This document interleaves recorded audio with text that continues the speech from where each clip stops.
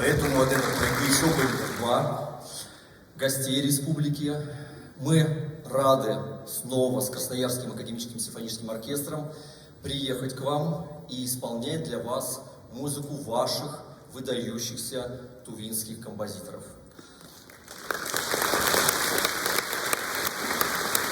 Это уже второй проект Красноярской краевой филармонии. Первый проект в том году был посвящен творчеству Владимира Солчаковича Тока.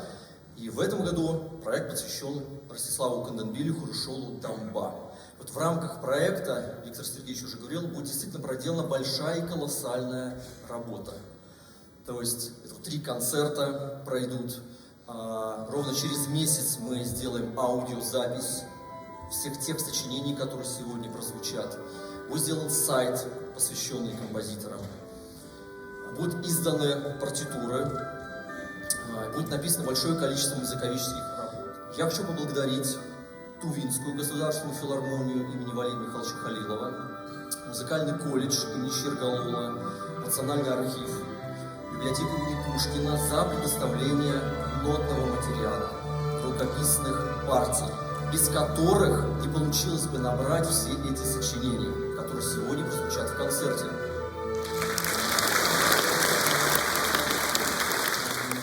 А набирали, еще раз повторюсь, по рукописным нотам, по рукописным партиям.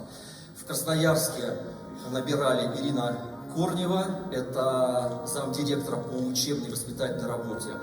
Она набирала сочинения Ростислава Канденбиля, симфонические сочинения Хрушола Дамба набирала Елена Воронцова, музыкант нашего симфонического оркестра.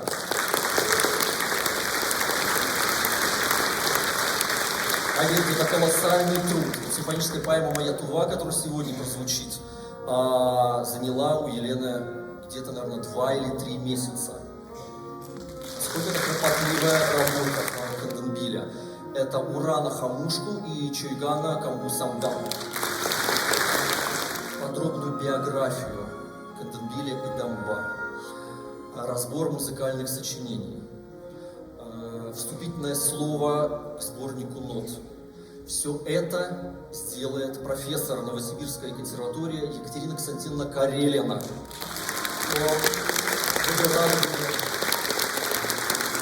Всех сочинений, по возможности всех сочинений Хрушола Дамба и Ростислава Канденбиля. И вот этот каталог будет делать преподаватель из музыкального колледжа имени Чиргалула Ульяна Донорова. Ульяна, если вы здесь, часто не решаются многие вопросы. Вот так вот бывает, знаете, как это нужно решить вопрос, а вот не решается. Вот, да?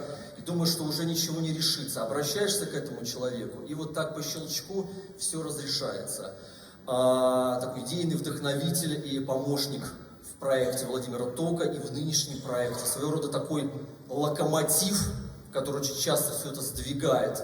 Это Сайдана Семеновна Хертек. Сайдана Семеновна. Если вас благодарите здесь, Сайдана Семеновна.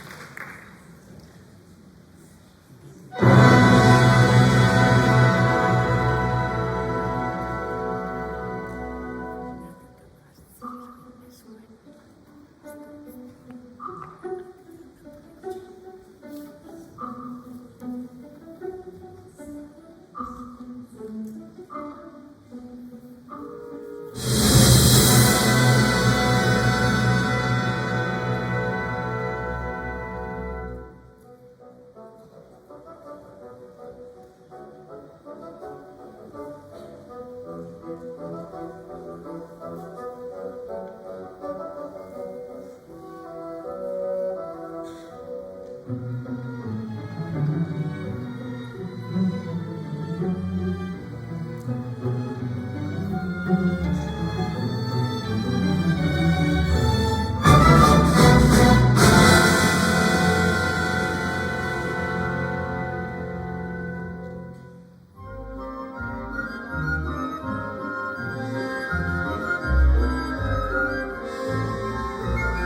you.